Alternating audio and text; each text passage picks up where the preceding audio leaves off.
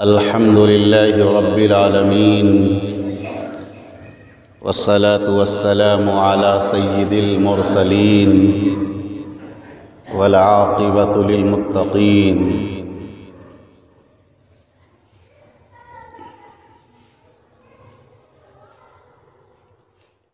أعوذ بالله من الشيطان الرجيم.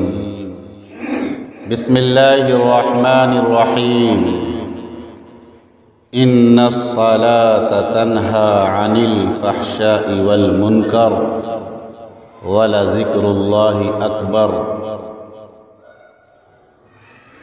صدق الله العظيم. إن الله وملائكته يصلون على النبي يا أيها الذين آمنوا صلوا عليه وسلموا تسلیما.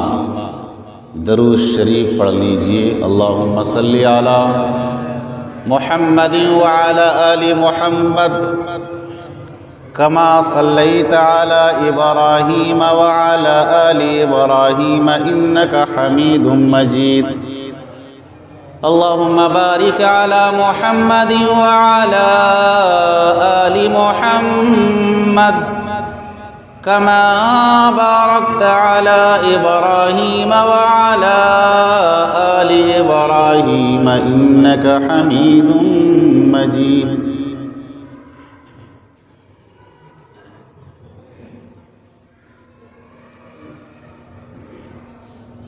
نہ نازی کی ضرورت ہے نہ نیازی کی ضرورت ہے. نہ نازی کی ضرورت ہے نہ نیازی کی ضرورت ہے. زمانہ جنگ میں مردان غازی کی ضرورت ہے.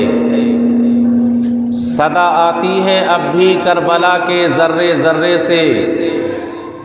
صدا آتی ہے اب بھی کربلا کے ذرے ذرے سے. حسین ابن علی جیسے نمازی کی ضرورت ہے. قابل قدر بزرگان محترم، میرے نوجوان دوستوں، بھائیوں اور گھروں کے اندر پردے میں بیٹھی سن رہی میری مقدس مائیں اور بہنیں، نماز اسلام کی سب سے اہم ترین عبادت،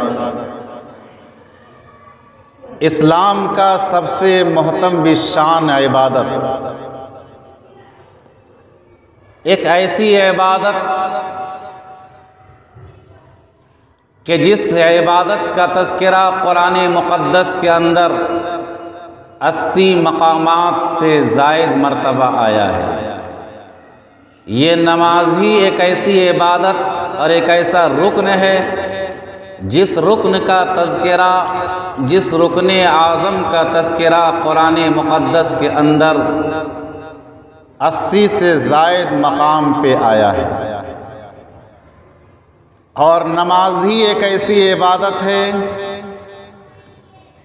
کہ اگر کوئی نماز کو جان بوجھ کر کے چھوڑ دیتا ہے تو اس سے بڑی سزا جہنم میں نہیں ہوگی. جتنی بڑی سزا جہنم میں بے نمازیوں کو ملے گی اتنی بڑی سزا جہنم میں اور کسی کو نہیں ملے گی. جتنی بڑی سزا جہنم کے اندر بے نمازیوں کو ملے گی. قرآن مقدس کے اندر رب ذوالجلال نے ارشاد فرمایا فَوَيْلٌ لِّلْمُصَلِّينَ الَّذِينَ هُمْ عَنْ صَلَاتِهِمْ سَاهُونَ. ہلاکت ہے ان نمازیوں کے لیے، ہلاکت ہے، بربادی ہے ان نمازیوں کے لیے جو اپنی نمازوں سے بے خبر ہیں. الذین هم یراؤون. اور ایسے نمازیوں کے لیے کہ جو نماز پڑھتے ہیں لیکن دکھلاوے کی وجہ سے نماز ادا کرتے ہیں. دوسرے مقام پہ رب کائنات نے ارشاد فرمایا فی جنات یتساءلون عن المجرمین ما سلککم فی سقر قالوا لم نک من المصلین، جنتی جہنمی سے سوال کریں گے، جنتی جہنمی سے سوال کریں گے، اے جہنمیوں کون سی چیز تمہیں جہنم میں لے آئی؟ وہ جہنمی جواب دیں گے قالوا لم نک من المصلین، کہ ہم نماز نہیں پڑھا کرتے تھے، ہم نماز نہیں پڑھا کرتے تھے۔ آقا دو عالم علیہ السلام نے ارشاد فرمایا کہ جو نماز نہیں پڑھتا ہے کل قیامت کے دن اس کا دست و پا، چہرہ، ان کے ہاتھ، ان کے پاؤں، ان کے چہرے کل قیامت کے دن کوئلے کی طرح کالے ہوں گے۔ اگر جو نماز نہیں پڑھتا ہے کل قیامت کے دن، جو اس دنیا کے اندر نماز نہیں پڑھتا ہے، کل قیامت کے دن دنیا کے اندر حسین و جمیل تھا، دنیا کے اندر حسین و جمیل تھا، چہرے سے جمال ٹپک رہا تھا، چہرے سے حسن ٹپک رہا تھا، لیکن کل قیامت کے دن جو بے نمازی ہوگا اس کا چہرہ کوئلے کی طرح کالا ہو جائے گا اور اس کے ہاتھ پاؤں کوئلے کی طرح سیاہ ہو جائیں گے۔ آگے نبی پاک علیہ السلام نے ارشاد فرمایا کل قیامت کے دن جنتی جنت میں چلے جائیں گے، جہنمی جہنم میں چلے جائیں گے، جہنم کے دروازے پر بے نمازیوں کا نام لکھا جائے گا۔ جتنے بے نمازی ہیں سارے بے نمازیوں کا جہنم کے دروازے پر نام لکھ دیا جائے گا کہ یہ بے نمازی تھا، یہ بے نمازی تھا، یہ بے نمازی تھا، یہ بے نمازی تھا۔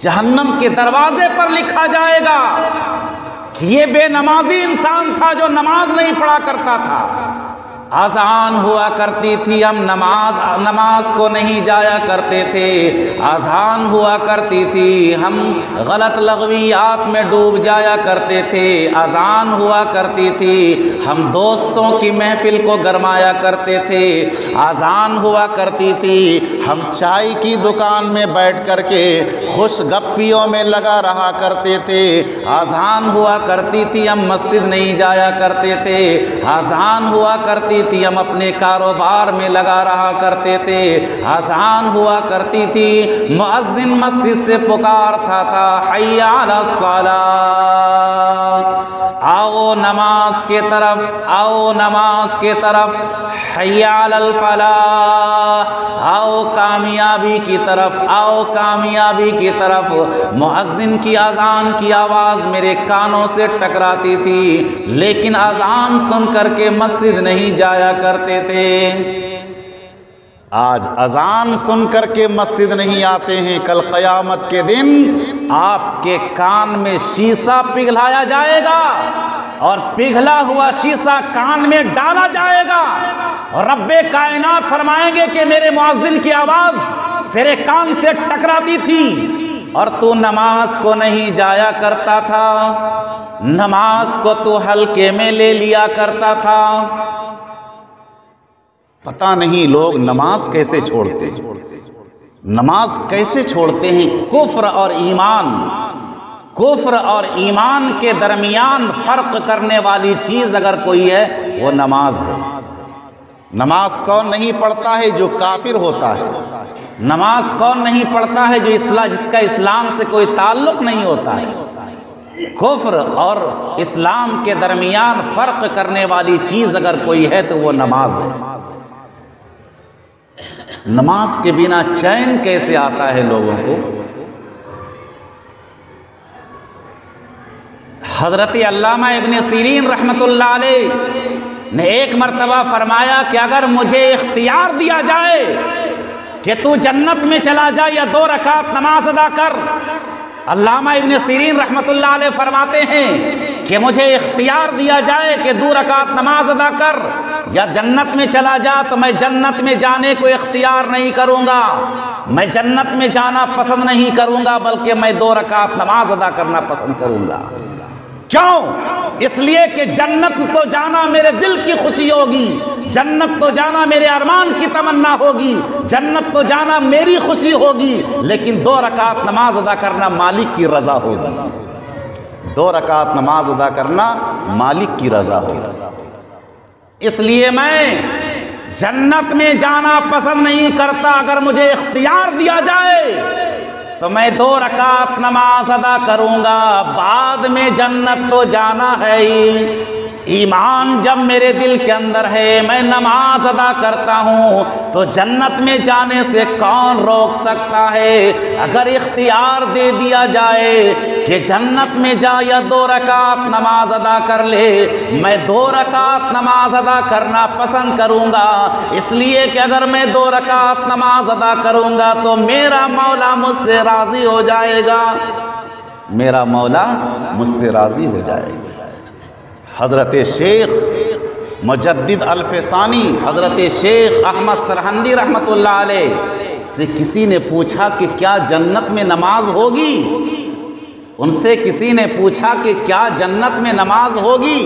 تو بغل میں کوئی صاحب کھڑے تھے، انہوں نے کہا کہ ارے جنت میں نماز کہاں ہوگی، وہاں تو عیش کی جگہ ہے، وہاں تو آرام کرنے کی جگہ ہے، وہاں تو حوروں کے ساتھ عیش کرنے کی جگہ ہے، وہاں تو میوات اور باغات میں ٹہلنے کی اور میووں کو کھانے کی جگہ ہے، وہ تو آرام اور عیش کی جگہ ہے، وہاں نماز کیوں میں پڑھوں گا؟ حضرت شیخ احمد سرہندی رحمت اللہ علیہ جو مجدد الفسانی ہے، ملک ہندوستان کے بڑے عالم دین ہیں، وہ فرماتے ہیں لمبی سانس لیتے ہیں، پہلے وہ لمبی سانس لیتے ہیں اور فرماتے ہیں کہ جس جنت میں نماز نہیں ہوگی اس جنت میں مجھے جی کیسے لگے گا؟ جس جنت میں نماز نہیں ہوگی اس جنت میں مجھے مزہ کیسے آئے گا؟ اس سے یہ پتا چلا کہ بغیر نماز کے جنت میں بھی مزہ نہیں آئے گا۔ کیوں؟ اس لیے کہ جس کا نماز سے بے حد تعلق ہے، جس کو نماز سے عشق ہے، وہ چاہے گا کہ جنت کے اندر بھی نماز ادا کروں، وہ چاہے گا کہ میں جہاں بھی جاؤں نماز ادا کروں، سفر میں ہو یا حضر میں، گھر میں ہو یا باہر میں، مکانوں میں ہو یا گزرگاہوں میں، میدانوں میں ہو یا پہاڑوں پر یا چمکتی ہوئی تلوار کے سائے میں کیوں نہ ہو، لیکن میری نماز قضا نہ ہو جائے۔ وہ انسان چاہے گا جسے نماز سے محبت ہوگی وہ کسی بھی مقام پہ رہے گا، وہ چاہے گا کہ میں سب سے پہلے نماز ادا کر لوں، اس کے بعد میں کوئی کام کروں۔ اس لیے کہ نماز سب سے محتم بشان عبادت، سب سے اہم عبادت ہے نماز۔ پتہ نہیں آپ لوگ کب سے نماز پڑھ رہے ہیں، اللہ کا شکر میں بہت ادا کرتا ہوں۔ ایک دن مجھے ایک صاحب یہاں کہنے لگے کہ امام صاحب آپ قضائے عمری نہیں پڑھتے ہیں، آپ کبھی کبھی قضائے عمری پڑھ لیا کیجئے۔ میں نے کہا کیوں؟ کہاں آپ کی زندگی میں نمازیں قضا ہوئی ہوں گی تو میں پڑھتا ہوں، آپ بھی پڑھ لیا کیجئے۔ تو میں نے کہا کہ اللہ کا شکر ہے میں اس وقت سے نماز ادا کر رہا ہوں جس وقت سے میں پاجامہ پہننا نہیں جانتا۔ سبحان اللہ، میں اس وقت سے نماز ادا کر رہا ہوں۔ میرا بچپن تھا، میں اپنی نانی گھر کے اندر رہا کرتا تھا، تو جب میں نماز فجر میں جایا کرتا تھا، ٹھنڈی کا زمانہ، مجھے وہ منظر یاد ہے۔ میری مامی اب بڑھاپے کے دہلیز پہ قدم رکھنے کو جا رہی ہیں، میری بالکل وہ نئی مامی اس وقت آئی تھی شادی ہو کر کے، وہ مجھے پاجامہ باندھ دیا کرتی تھی، اور ٹھنڈی کا زمانہ تھا، وہ مجھے شال اڑھا دیا کرتی تھی، اور وضو سے فارغ ہونے کے بعد پھر میں مسجد کو جایا کرتا تھا چند دوستوں کے ساتھ۔ میں اس وقت سے نماز ادا کر رہا ہوں جب میں بالغ نہیں ہوا تھا، جب میں بالغ نہیں ہوا تھا، نابالغ سے نماز ادا کر رہا ہوں۔ اس کے بعد تو مدرسہ گیا، مدرسہ میں نماز چھوٹے گی، سبق چھوٹ سکتا ہے لیکن نماز نہیں چھوٹ سکتی ہے، اتنی سختی ہوتی ہے مدارس میں۔ سبق کا ناغہ ہو جائے استاذ معاف کر دیں گے، لیکن نماز قضا ہو جائے اس کی خیریت نہیں ہوتی ہے مدارس کے اندر۔ تو میں نے کہا کہ میری نماز قضا نہیں ہوئی، یہ الگ بات ہے، کبھی سفر میں گئے تو راستے میں نماز کا موقع نہیں ملا، گھر آئے، مسجد آئے، نماز ادا کر لی، تو میری نماز کہاں باقی رہی کہ میں نماز قضا کروں؟ اس لیے جو حضرات اگر بالغ ہونے سے پہلے سے نماز پڑھ رہے ہیں تو ماشاءاللہ وہ قابل تحسین ہے، قابل مبارکباد ہیں۔ لیکن اگر کسی کی نماز بالغ ہونے کے بعد کوئی نماز ادا کر رہا ہے، 15-20 سال کے بعد اگر کوئی پڑھ رہا ہے، اس بیچ میں جتنی نمازیں قضا ہوئی ہے ان ساری نمازوں کو پڑھنا فرض ہے۔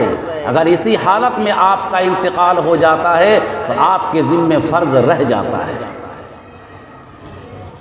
آپ 5 وقتہ نماز ادا کریں، ساتھ ہی ساتھ آپ اپنے چھوٹی ہوئی نمازوں کو بھی ادا کریں، اس لیے کہ ایک نماز بھی معاف نہیں ہے۔ داماد رسول حضرت علی مرتضیٰ رضی اللہ تعالیٰ عنہ نبی پاک علیہ السلام کے ران مبارک میں سر رکھے ہوئے، نبی پاک علیہ السلام حضرت علی مرتضیٰ رضی اللہ تعالیٰ عنہ کے ران مبارک میں سر رکھے ہوئے ہیں۔ عصر کی اذان ہو گئی، نماز کا وقت نکلنے لگا، وہ دیکھ رہے ہیں کہ سورج ڈوبتا چلا جا رہا ہے، لیکن نبی کو اٹھانا، نبی کو بیدار کرنا گوارا نہیں سمجھا۔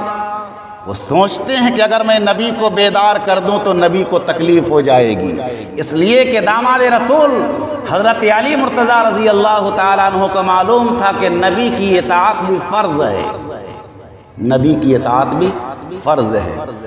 اب اگر نبی کو نہیں جگاتے ہیں تو نماز قضا ہو جاتی ہے۔ وہ فرماتے ہیں کہ میری نماز تو قضا ہو گئی۔ نبی پاک علیہ السلام آنکھوں میں نیند لیے ہوئے، نیند کے خمار میں آنکھ لگ گئی، سورج ڈوب گیا، حضرت علی رضی اللہ تعالیٰ عنہ کی نماز قضا ہو گئی، ان کی نماز قضا ہو گئی۔ جب نماز قضا ہوتی ہے تو آنکھوں سے آنسو کے سیلاب بہہ پڑتے ہیں۔ جیسے ہی نماز قضا ہوئی ان کی آنکھوں میں آنسو آ گئے، اور وہ آنسو جب آیا تو نبی پاک علیہ السلام کے رخسار مبارک پر گرا۔ جیسے ہی آپ کا آنسو آپ کے رخسار مبارک پر گرا، آقا بیدار ہو گئے، فرمایا کہ علی تو کیوں رو رہا ہے؟ علی تو کیوں رو رہا ہے؟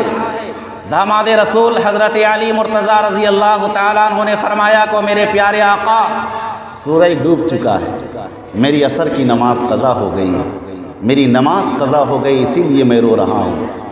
علی کی نماز قضا ہوئی ہے، نبی کی اطاعت میں قضا ہوئی ہے عصر کی نماز، اور نہ جانے ہماری نمازیں کس کس بنیاد پہ قضا ہو رہی ہیں۔ آنسو بہانا تو دور کی بات، ہمیں احساس تک نہیں ہوتا ہے، ہمیں احساس تک نہیں ہوتا ہے۔ حضرت علی رضی اللہ تعالیٰ عنہ کی نماز قضا ہوئی ہے نبی کی اطاعت میں، کہیں ایسا نہ ہو کہ میں نبی کو بیدار کر دوں اور آقا کو تکلیف ہو جائے۔ اس بنیاد پر حضرت علی رضی اللہ تعالیٰ عنہ نے نماز کو قضا کر ڈالی۔ آقا نے فرمایا کہ کیوں رو رہے ہو؟ داماد رسول نے فرمایا کہ میرے پیارے آقا میری عصر کی نماز قضا ہو گئی ہے۔ آقا نے فرمایا کہ ادا کرنا چاہتا ہے یا قضا ہی رہنے دے؟ کیا تو عصر کی نماز کو ادا کرنا چاہتا ہے ادا کے ساتھ، یا عصر کی نماز کو پڑھنا چاہتا ہے قضا کو قضا کے ساتھ؟ داماد رسول حضرت علی رضی اللہ تعالیٰ عنہ نے فرمایا کہ میرے پیارے آقا میری زندگی میں کبھی نماز قضا نہیں ہوئی ہے، میں چاہتا ہوں کہ میری نماز ادا ہے، ادا ہی رہنے دیا جائے، میری نماز قضا نہ ہو، میری نماز قضا نہ ہو۔ جبکہ علی کو پتا تھا کہ سورج ڈوب چکا ہے، میری نماز قضا ہو چکی ہے۔ نبی پاک علیہ السلام نے سورج کے طرف اشارہ کیا کہ سورج تو پلٹ جا، اس لیے کہ میرے داماد علی کی نماز قضا ہو گئی ہے، تو پلٹ جا، میرے داماد علی کی نماز قضا ہو گئی ہے۔ روزانہ سورج نکلتا ہے ہر شخص کے لیے، ہر انسان کے لیے، لیکن اس دن سورج واپس ہوا ہے صرف داماد رسول حضرت علی مرتضیٰ رضی اللہ تعالیٰ عنہ کے لیے۔ سورج نکلا، پلٹا سورج، اور حضرت علی رضی اللہ تعالیٰ عنہ نے قضا نماز ادا کر لی، اور ادا کر جیسے ہی نماز سے فارغ ہو گئے، جیسے ہی نماز سے فارغ ہو گئے، جیسے ہی نماز سے فارغ ہو گئے، پھر سورج ڈوب گیا۔ یہ ہے نماز کا مقام، یہ ہے نماز کی اہمیت، یہ ہے آقا کا مقام۔ اب ہم اپنے اپنے گریبان میں جھانک کر کے دیکھیں کہ ہمارا کیا حال ہے۔ ہم کتنی نمازوں کو چھوڑے بیٹھے ہیں، ہم کتنی نمازوں کو قضا کر کے بیٹھے ہیں۔ عمر فاروق رضی اللہ تعالیٰ عنہ کا زمانہ ہے۔ عمر فاروق رضی اللہ تعالیٰ عنہ کا زمانہ ہے۔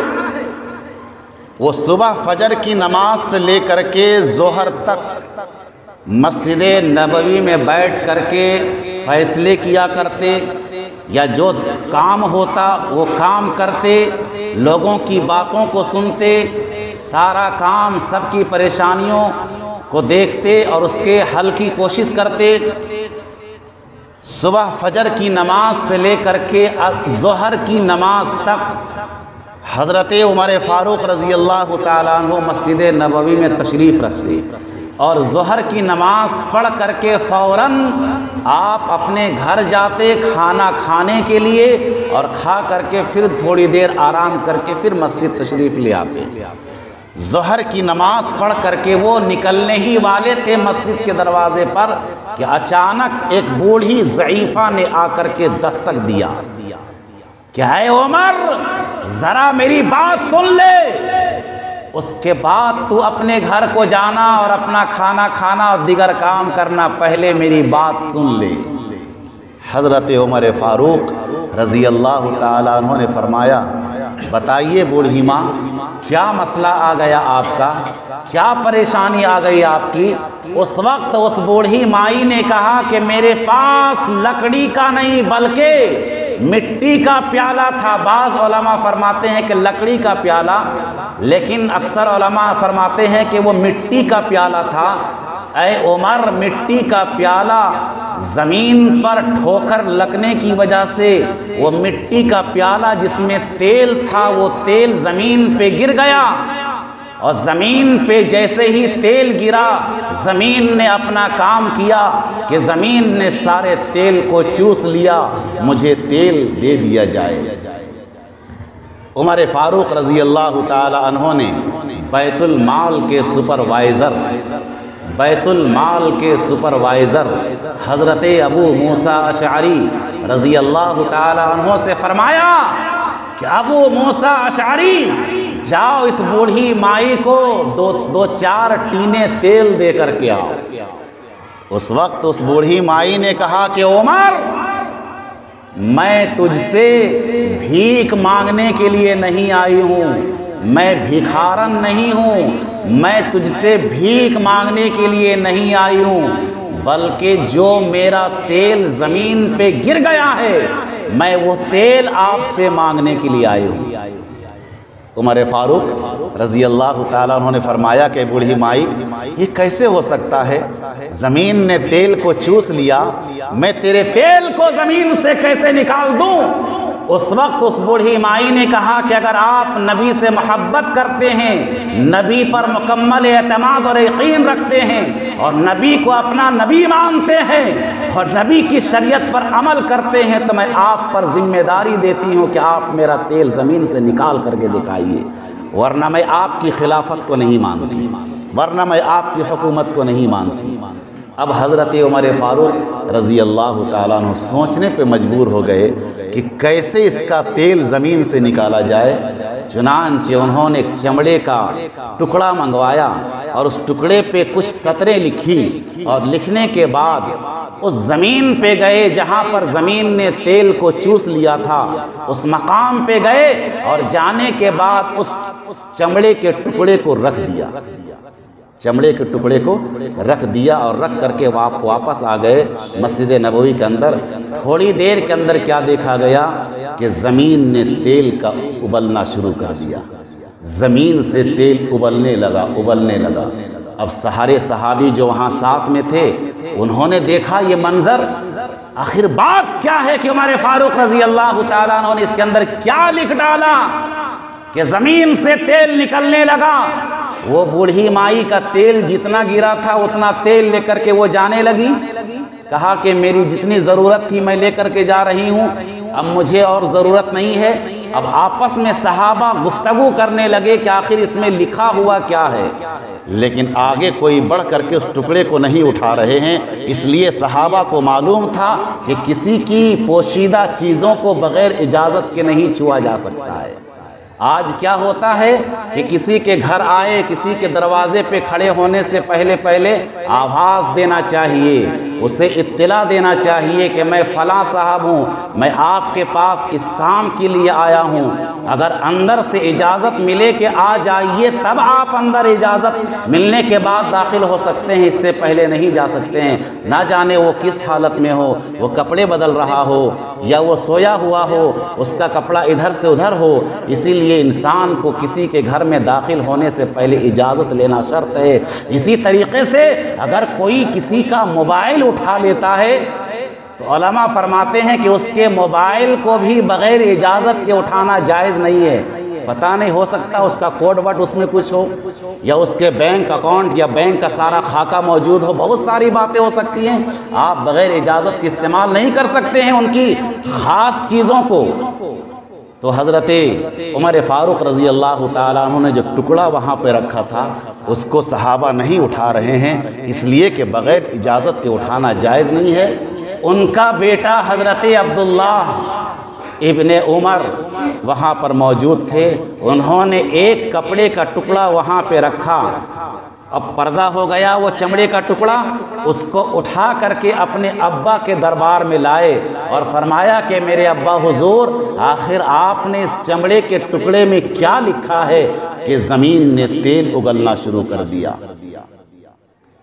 عمر فاروق رضی اللہ تعالی عنہ نے فرمایا کہ میرے پیارے ساتھیوں، میرے پیارے بیٹے عبداللہ، میں نے اس ٹکڑے کے اندر پہلے لائن میں لکھا بسم اللہ الرحمن الرحیم، اور میں نے کہا اس میں لکھا ہے کہ اے زمین، میں تجھے نبی کا واسطہ دیتا ہوں، میں تجھے نبی کا واسطہ دیتا ہوں، اس بوڑھی مائی کے تیل کو زمین سے نکال دے.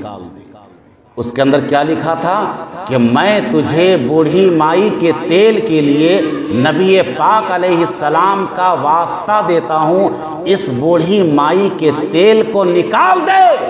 اگر تو تیل کو نہیں نکالے گا، زمین سے خطاب کرتے ہیں، اگر تو تیل کو نکالنے کی صلاحیت نہیں رکھ سکتی ہے تو سن، دوسرے لائن میں لکھا تھا اگر تو تیل نہیں نکالے گی تو میں تیرے سینے کو چیر کر کے اس کے اندر بے نمازی کو داخل کر دوں گا.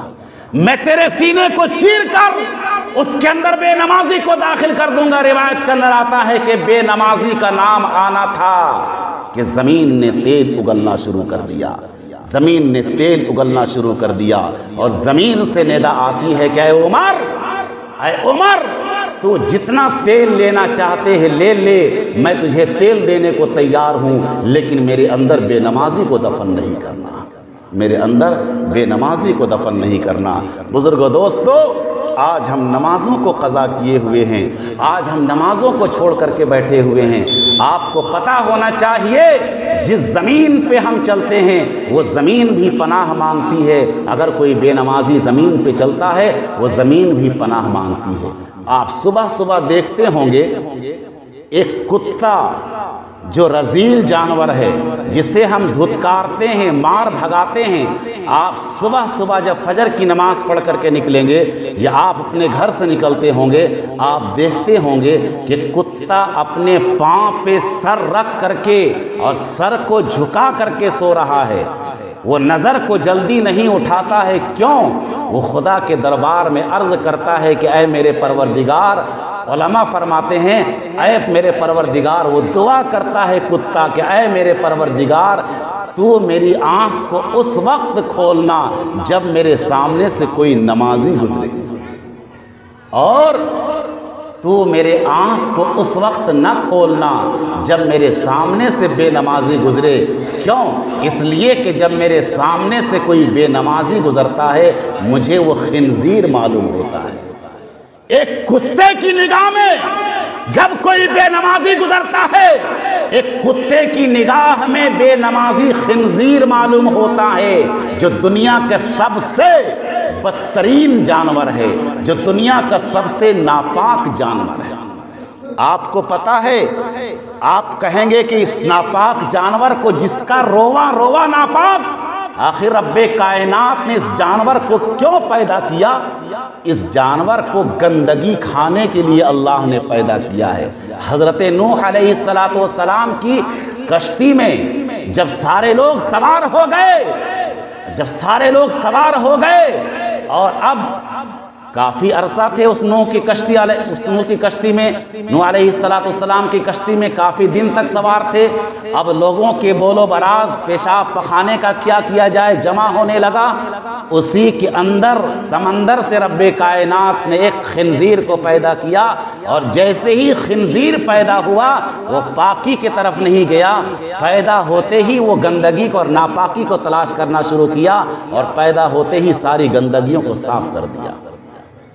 تو دنیا کا سب سے گندا جانور، دنیا کا سب سے رذیل جانور، دنیا کا سب سے ناپاک جانور جب بے نمازی نماز نہیں ادا کرتا ہے تو کتے کی نگاہ میں وہ خنزیر معلوم ہوتا ہے۔ اس لیے بزرگوں دوستو، ہم نمازوں کی پابندی کریں، ہم نمازوں کا احترام کریں۔ اللہ تبارک و تعالی ہمیں اور آپ کو نمازوں کی پابندی کرنے کی توفیق عنایت فرمائے۔ جو نماز پڑھ کر کے گھر سے نکلتا ہے صبح صبح، اس کے ہاتھ میں ایمان کا جھنڈا ہوتا ہے، اور جو نمازوں کو چھوڑ کر کے اپنے گھر سے نکلتا ہے اس کے ہاتھ میں شیطان کا جھنڈا ہوتا ہے۔ اب ہم اور آپ خود اپنے اپنے گریبان کو جھاڑ کر کے دیکھیں کہ جب صبح صبح گھر سے نکلتے ہیں میرے ہاتھ میں ایمان کا جھنڈا ہوتا ہے یا شیطان کا جھنڈا ہوتا ہے؟